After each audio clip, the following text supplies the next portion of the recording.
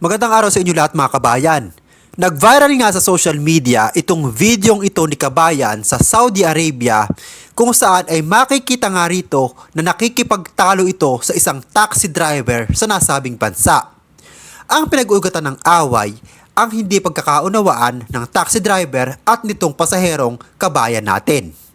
Maririnig nyo sa kanila naging pagtatalo na sinasabi ng kabayan natin na malapit lang naman daw yung pupuntahan nila. Pero ang hinihingi nitong driver ng nakikita nyo dito sa videong ito ay parang mas mataas doon sa kanilang napag-usapan. Correct me if I'm wrong ha. So yun yung pagkakaintindi ko. Tapos may isa pa nga sumasabat dito sa video kung saan ay parang kinakapihan nga niya ito. Siyempre si kabayan na pinaglalaban niya na malapit lang man yung pupuntahan at pinakita nga raw sa kanya yung location doon sa kanyang cellphone. Pero hindi pa nga rin naintindihan nitong driver at nagpaikot-ikot sila hanggang sa hindi nga nakita yung location. At nung sinisigil na nga sila ay hindi na nga sila nagkasundo kung magkano or ano ang iprinesyo nitong driver na ito sa kanila. Kaya naman, pakinggan nyo mga kabayan kung ano ang naging pagtatalo. Ang pag-uusap nga ng dalawang ito ay nasa wikang Arabic at for sure, yung mga nagtatrabaho sa Middle East ay maiintindihan naman ang kanilang pinag-uusapan. Pakinggan nga natin ang naging pagtatalong ito. ها انت ما في كويس انت ميوزيوم كلام انت ما في كويس ها انت ما في كويس شوف هذا So yun, ang ibig sabihin ng itamabikwayes ay hindi ka okay. Parang hindi ka maayos kausap. ما كلام انا ما فيكم أنا انا ما قلت- فيكم أنا انت قلت- تصير ماني بعدين اللوكيشن ما بيجي كيف ما بيفلت ما في اللوكيشن ها؟ بيفوت يو كلام ميوزيوم انا كلام ميسيوم هذا ما في ميوزيوم. ميسيوم أول كلام هذا ثاني. قريب غريب غريب ثاني مكان انت ايش هذا غريب انت هذا نوت ميوزيوم ميوزيوم هي So ibig sabihin ka nung garib, malapit lang. Tapos sinasabi nitong lalaking driver, hindi raw naman malapit. Malayo raw, baid. هذا ما كلام انت انت وش هذا ما كلام جيب ماني شوف هذا ما انا ما فيكم انت يلا هذا ما ايش هذا ها خلاص انا هاتي فلوس اوكي So mapikof inta, ibig sabihin, hindi ako natatakot sa'yo. خلاص 20 ريال خلاص انا هذا بوجه قريب يلا هذا ما في هذا ما في غريب يو فار يو نو اندرستاند هون يا بس يا tiraga sini driver bos sinuntok hingga sa mereka wala na bisita خلاص انا هاتي فلوس خلاص انت خلاص ما هذا ما يهدي ما يهدي ما يهدي Di ko alam kung matutuwa ako rito sa mga kababayan natin ito sa ginawa nila no? So, naka-video pa. So, syempre, hindi nga masyado nagkaintindihan. Alam nyo naman yung mga ganyang ibang lahi, minsan ay mahina sa location yung mga yan. Pero siguro naman hindi dapat umabot sa ganitong klaseng pagsisigawan at nag-viral nga ito at kumalat na sa Middle East. Syempre nakakahiya na rin ito sa part ng mga Pilipino.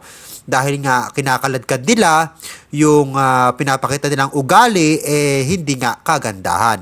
Although kung sabihin natin may pinaglalaban naman itong dalawa na alam nilang tama sila pero sana hindi naman umabot sa ganito na nakikipagsigawan sila na bastusan na, binabastos na nga sila nung isa, binabastos din naman nila yung isa, kahit nga anong gawing pag-uusap ng dalawang ito talagang walang pupuntahan. Sa ating mga kababayan, magbaon po tayo ng konting pasensya. Huwag nating idaan sa init ng ulo ang ating mga desisyon. Lalong-lalo na pag mga ganitong ibang lahi, huwag na nating i-level yung ating mga pag-uugali sa level ng ugali nila. At lalong-lalo na yung mga ganyan, lalaki naman yan, hindi naman yan kaya patulan pa yung babae. Yun nga, nakikita nyo, nagtitimpi. Hindi sa kinakampihan natin itong lalaki ha. Ang sinasabi ko lamang dito, bilang mga Pilipino na nagtatrabaho sa ibang bansa, mapa Middle East man yan or Europe, dapat hindi na lang tayo makisabay ng ganito. Kung wala namang pisikalan na nangyayari, siguro pwede naman nating pagpasensyahan na lang at pakiusapan ng maayos.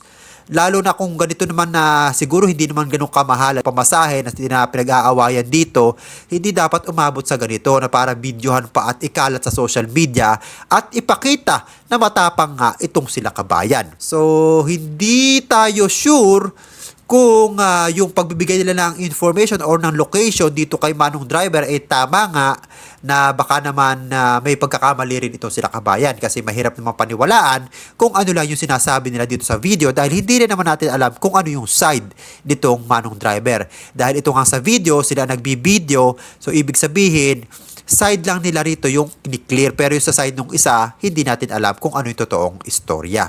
So ang bottom line lamang dito, huwag masyadong mainit ang ulo, daanin sa maayos na usapan, at syempre kung nagkakaroon na ng pisikalan, pero naman ibang paraan, pwede tayong tumawag ng pulis para makakuha tayo ng tamang aksyon at hindi natin kailangang ilagay sa ating mga kamay at maging marahas na ganito na may pagsigaw-sigaw pa. At paano na nga lang kung mapanood ito ng mga kapamilya nyo, makikita nila na ganito pala ang pinagagawa nyo sa ibang bansa. Dumadayo pa kayo doon para makipag-away. Okay lang naman makipag-away. Pero wag nyo na i-video para hindi na kumalat na ganito. Kasi nga nakakahiya rin ito bilang isang Pilipino na nagtatrabaho sa ibang bansa. So, easy lang mga kabayan, chill lang, huwag tayo masyadong hot. Okay? Dahil papalapit na nga ang summer, lalo nang mainit ang panahon, lalo na sa Middle East, ay baka lalong uminit ang mga ulo nyo. So, at kung nagustuhan nyo ang video ito at bago ka pa lamang dito sa aking YouTube channel, ay ini-invite kita mag-subscribe at pahit natin ang notification bell para lagi kang updated sa mga viral video at balitang OFW na ina-upload natin dito sa ating YouTube channel. Maraming salamat sa iyong panonood.